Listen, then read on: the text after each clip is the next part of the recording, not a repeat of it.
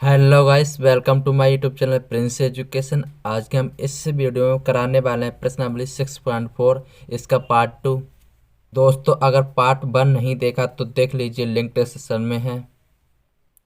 तो चलिए guys, video start करते हैं। इस वीडियो में हल करेंगे क्वेश्चन नंबर 5। ठीक, क्वेश्चन नंबर 5 दिया हुआ है। एक त्रिभुज एबीसी की भुजाओं, एक त्रिभुज है एबीसी, ठीक है, ए बी सी, भुजाओं ए बी बी सी और सी ए, ठीक है, ए बी बी सी सी ए। इन भुजाओं पर बिंदु, क्रमशः बिंदु डी ई एफ स्थित हैं। तब त्रिभुज डी ई एफ और त्रिभुज ए बी सी के क्षेत्रफलों का अनुपात ज्ञात कीजिए। ठीक है, क्षेत्रफल इसका पूरे वाले का और छोटे वाले का ज्ञात करना है, इन दोनों के अनुपात ज्ञात करना है क्षेत्रफल के। तो चलिए इसको हल करते हैं। देखिए, ए बी और ए सी का मध्य बिंदु क्या दिया है, डी और एफ दिया है ना। तो डी और एफ ये वाले भुजा जो है बीई और बीसी के समांतर हो जाएगी। ठीक है, ये भुजा बीई और बीसी के समांतर हो जाएगी। क्यों हो जाएगी? क्योंकि ये भी भुजा इधर के लिए और ये भी मतलब इतनी भी हो जाएगी और ये पूरी भी होगी। ठीक है, ये एक दूसरे के हो जाएंगी, समांतर हो जाएगी। तब लिखेंगे यहाँ पर हम ए बी, ठीक है, ए बी और ए सी के बीच, ठीक है, या फिर मध्य बिंदु लिखेंगे, मध्य बिंदु, मध्य बिंदु डी और एफ हैं। ठीक है, तब डी और एफ हैं, ठीक है ना। तब लिखेंगे हम डी एफ, डी एफ समांतर किसके, बीई के है। ठीक है, डी एफ समांतर है किसके, बीई के। ठीक है, और एक और है, क्या है, डी एफ समांतर है बीसी के। ठीक है, डी एफ समांतर है बीसी के। ठीक, इसको हम समीकरण एक नाम दे देंगे, इसको और पूरे वाले को। ठीक है, समीकरण एक नाम दे देंगे। अब अगर ए बी और बी सी का मध्य बिंदु डी और ई है, तब क्या होगा, तब डी ई समांतर हो जाएगी ए सी और डी ई समांतर किसके हो जाएगी, एफ सी का। ठीक है, यहाँ पे सी एफ लिख सकते हैं। यहाँ लिखेंगे, क्या लिखेंगे, ए बी, ठीक है, ए बी और बी सी, ठीक है, ए बी और बी सी के मध्य, मध्य बिंदु, बिंदु कौन कौन से हैं, डी है, डी और कौन सा, ई, ठीक है, ई है। तब तब जो डीई समांतर होगी वो किसके समांतर हो जाएगी, वो हो जाएगी ए सी के। ठीक है, और किसके समांतर हो जाएगी, डीई समांतर हो जाएगी सी एफ, या लिख सकते हैं एफ से। ठीक है, सी एफ लिख देता हूँ। ठीक, इसके समांतर हो जाएगी, इसको समीकरण 2 नाम दे देना है। ठीक, अब यहाँ से दो समांतर चतुर्भुज प्राप्त हो रहे हैं हमारे लिए। एक देखिए ये वाला, देख, डी बी ई एफ, ठीक है, डी ई ई एफ, ये वाला समांतर चतुर्भुज प्राप्त हो रहा है एक, और एक ये हो रहा है ए डी ई एफ। ठीक है, ये दो समांतर चतुर्भुज हमें प्राप्त हो रहे हैं। ठीक, तब लिखेंगे समीकरण, ठीक है, से समीकरण एक से बी ई एफ डी, ठीक है, बी ई एफ डी एक समांतर, ठीक, समांतर चतुर्भुज प्राप्त होता है। और समीकरण 2 से, ठीक है, समीकरण 2 से डी ई एफ ए, ठीक है, D E F A, D E F A एक दूसरा, ठीक है, दूसरा समांतर चतुर्भुज, सॉरी गलत लिख गया, चतुर्भुज प्राप्त होता है। ठीक है, प्राप्त होता है। ठीक, अब यहाँ से त्रिभुज लेना है। त्रिभुज कौन सा लेना है, एक त्रिभुज लेना है त्रिभुज ए बी सी, और दूसरा लेना है त्रिभुज डी ई एफ। ठीक है, त्रिभुज डी ई एफ में, ठीक, तब इसमें कोण जो है, कोण ई और कोण ए एक दूसरे के बराबर हो जाए हैं, लिखेंगे कोण ई बराबर कोण ए, ठीक है, ये हो जाएगा। और दूसरा कोण हो जाए कोण बी बराबर हो जाएगा एफ के, ठीक है, कोण बी बराबर हो जाएगा कोण एफ के, ठीक है। क्यों हो जाए? क्योंकि ये समांतर चतुर्भुज है, ठीक है, इसलिए हो जाएगा। तब लगा देंगे यहाँ पर समरूपता कसौटी, कसौटी से। कौन सी समरूपता कसौटी लगाएंगे? एंगल, एंगल मतलब कोण कोण समरूपता, ठीक है, समरूपता कसौटी से त्रिभुज ए बी सी और त्रिभुज, यहाँ पर समरूप का चिन्ह लगाना है, ठीक, गलत हो गया। त्रिभुज ए बी सी समरूप हो जाएगा त्रिभुज डी ई एफ के, ठीक है, ये समरूप हो जाएगा एक दूसरे के। जब समरूप हो जाएगा तब हम इसका क्षेत्रफल निकाल सकते हैं। क्षेत्रफल निकाल लेंगे ए आर त्रिभुज डी ई एफ, ठीक है, बटे ए आर त्रिभुज ए बी सी, ठीक है, यही तो बताना था। ये त्रिभुज मतलब क्षेत्रफल किस किसका? डी एफ का और ए बी सी का, ये बताना है, ठीक है। तो इसका बराबर होता है एक भुजा का स्क्वायर, ठीक है, तो भुजा ले लेंगे डी एफ, ठीक, इसकी ले लेंगे ये वाले डी एफ, ठीक, डी एफ, और दूसरी ले लेंगे हम बी सी, ठीक, इसका भी स्क्वायर कर देंगे, इसका भी स्क्वायर कर देंगे। अब डी एफ जो है, डी एफ भुजा वो किसके बराबर है? इस भुजा के बराबर है, ठीक है। अब ये वाली भुजा बी सी की कितनी है? आधी है, ठीक है। तब लिखेंगे हम ए आर त्रिभुज डी ई एफ, ठीक, बटे ए आर त्रिभुज ए बी सी बराबर डी एफ की जगह पे हम 1/2 बी सी का स्क्वायर बटे बी सी ये लिख सकते हैं, ठीक है। क्यों लिख सकते हैं? क्योंकि जो डी एफ भुजा है वो किसकी आधी है? इस वाली पूरी बी सी के आधी है, ठीक है, बी सी के आधी है ये। मतलब कहने का मतलब ये वाली ये भुजा है इसके बराबर है, ठीक है, सेम इसके बराबर है, क्योंकि समांतर चतुर्भुज, समांतर चतुर्भुज में चार भुजाएं क्या होती हैं? बराबर होती हैं। तब इसका वर्ग खोल देंगे, ठीक है, वर्ग खोलेंगे तो 1/, आ जाएगा 4 और बी सी स्क्वायर बटे बी सी स्क्वायर, ठीक है, बी सी स्क्वायर से बी सी स्क्वायर कैंसिल हो जाएगा। तब हमारा बच जाएगा, कितना बचेगा? यहाँ लिखना है, ठीक है, 1/4, ठीक। तो हमारा कितना आ जाएगा क्षेत्रफल? यहाँ लिखेंगे ए आर त्रिभुज डी ई एफ अनुपात ए आर त्रिभुज ए बी सी, ठीक है, कितना आ जाएगा? 1/4 आ जाएगा, ठीक, यही आंसर हो जाएगा। चलिए अब क्वेश्चन नंबर 6 को हल करते हैं। क्वेश्चन नंबर 6 दिया हुआ है, सिद्ध कीजिए कि दो समरूप त्रिभुजों के क्षेत्रफलों का अनुपात इनकी संगत मध्यिकाओं के अनुपात का वर्ग होता है, ठीक है। हमें सिद्ध क्या करना है? सिद्ध करना है ए आर, यानी एक त्रिभुज है, क्या है? त्रिभुज ए बी सी, ठीक, त्रिभुज ए बी सी है। दूसरा त्रिभुज क्या है? A R P Q R, ठीक है, पी क्यू आर, ये त्रिभुज है। अब कहना कि ये है कि ए डी जो है, मतलब मध्य का ए डी का स्क्वायर और मध्य का पी एम का स्क्वायर, ये सिद्ध करना है। क्वेश्चन नंबर ये 6 है, ठीक है, ये सिद्ध करना है कि त्रिभुज का क्षेत्रफल है, यानी कि त्रिभुज ए बी सी और पी क्यू आर दो समरूप त्रिभुज हैं, इनका क्षेत्रफल जो है मध्य का ए डी है और मध्य का पी एम है, इनके स्क्वायर के बराबर है, ठीक है, ये सिद्ध करना है, ठीक, ये वाला। इस प्रश्न में कह दिया कि त्रिभुज ए बी सी और समरूप है किसके? त्रिभुज पी क्यू आर के, ये तो बता ही दिया है। इसके अनुसार हम क्षेत्रफल निकालेंगे तो कितना निकले क्षेत्रफल?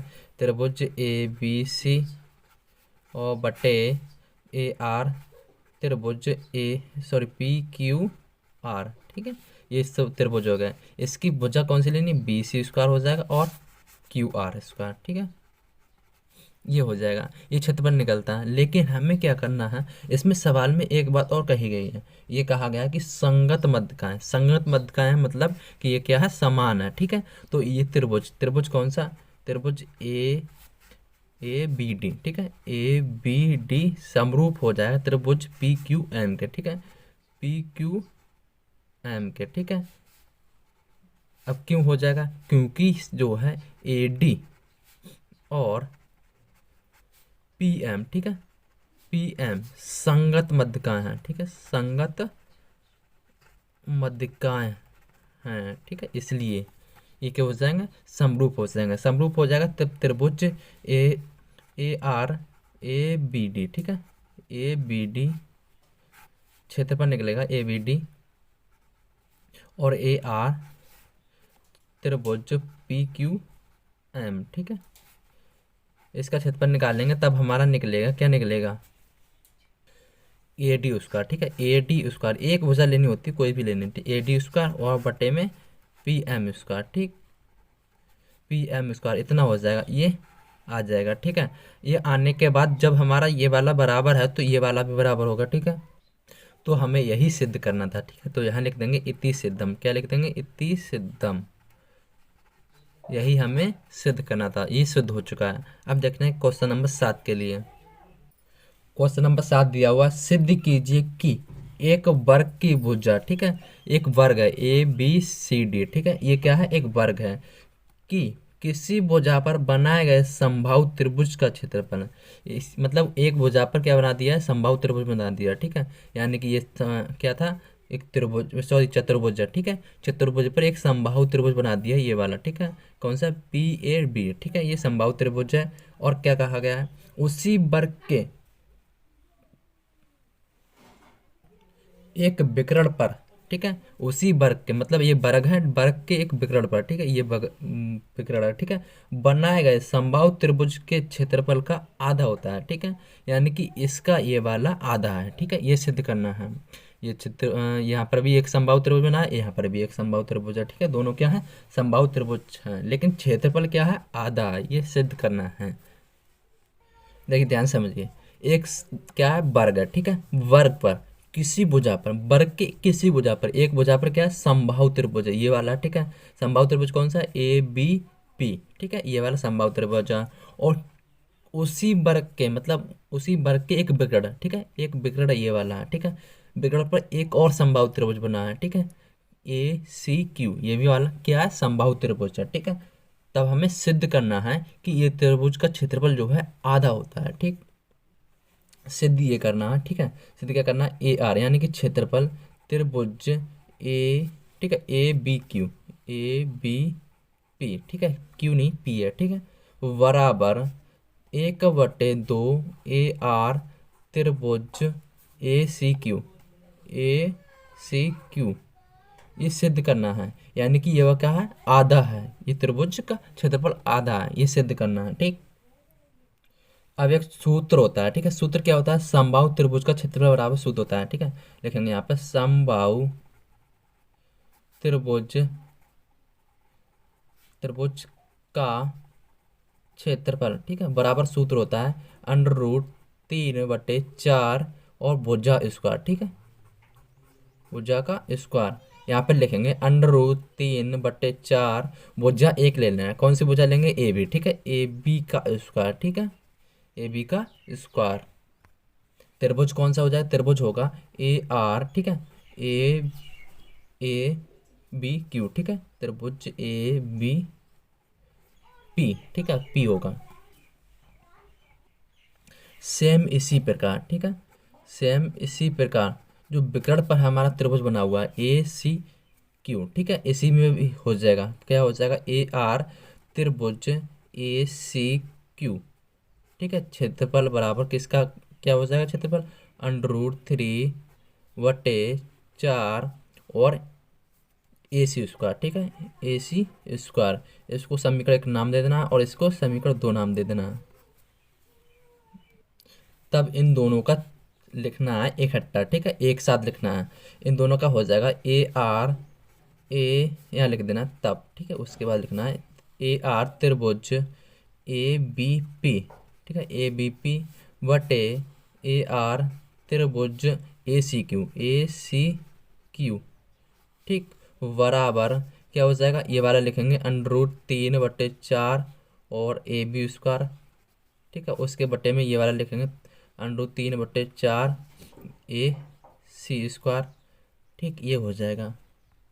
तब ये √3/4 ये कैंसिल हो जाएगा, बच जाएगा हमारा AB² बटे AC², ये बच जाएगा, ठीक है। अब यहाँ पर देखिए, ठीक है, एक चतुर्भुज में देखिए, चतुर्भुज में क्या है, ए सी जो है, ए सी जो है ए बी सी डी, ठीक है, ए बी सी डी वर्ग का जो है एक विकर्ण है, विकर्ण होगा तब क्या लिखेंगे, हम लिख सकते हैं ए सी बराबर ए बी अंडर रूट 2, ठीक है, ये लिख सकते हैं। तो यही आपको लिख देना है, ए सी की जगह पे क्या लिख देना है, ए बी अंडर रूट 2 लिख देना है। देखिए यहाँ पर ए बी स्क्वायर वटे ए बी, ठीक है, ये वाला आ जाएगा ए बी अंडर रूट 2 का स्क्वायर, ठीक है, इसका भी स्क्वायर है, इसका भी स्क्वायर है, इन दोनों का स्क्वायर कर देंगे तो ए बी स्क्वायर यही सही रहेगा, और यहाँ पर इसका स्क्वायर करेंगे तो ए बी स्क्वायर और 4 आ जाएगा, ठीक है, मतलब 2 आ जाएगा, 4 नहीं 2 आ जाएगा, क्योंकि जो स्क्वायर है स्क्वायर से अंडर रूट कैंसिल हो जाएगा, तब ए बी स्क्वायर से ए बी स्क्वायर कैंसिल हो जाएगा, तब बचेगा 1/2, ठीक। अब इसके साथ में ये भी चल रहा है, ठीक है, मतलब कहने का मतलब ये है, ये त्रिभुज के क्षेत्रफल निकल आया इतना इन दोनों का। तब देखिए कि यहाँ लिखेंगे ए आर, ठीक है, ए आर त्रिभुज ए बी पी, ठीक, वटे, यहाँ से बटे वाला जो था इधर आ जाएगा, यहाँ पे लिखेंगे 1/2 ए आर त्रिभुज ए सी क्यू, ठीक है, ये आ जाएगा, कैसे आएगा देखिए यहाँ पर देखिए ए आर त्रिभुज ए बी पी बटे हो जाता है ए आर त्रिभुज ए सी क्यू, ठीक है, इसकी इससे गुणा करा दी, तिरछी तिरछी इधर आ गया, तो ठीक है, ये वाला इधर आ चुका है। यही सिद्ध करना था कि त्रिभुज जो है ए बी बी का क्षेत्रफल, ठीक है, ए बी बी का क्षेत्रफल किसके बराबर है, आधा है, इसका बराबर नहीं है लेकिन आधा है, बराबर कब होगा, जब आधा होगा तब, ठीक है, ये सिद्ध करना था, तो ये क्या होगा, सिद्ध हो गया। चलिए क्वेश्चन नंबर 8 की तरफ चलते हैं।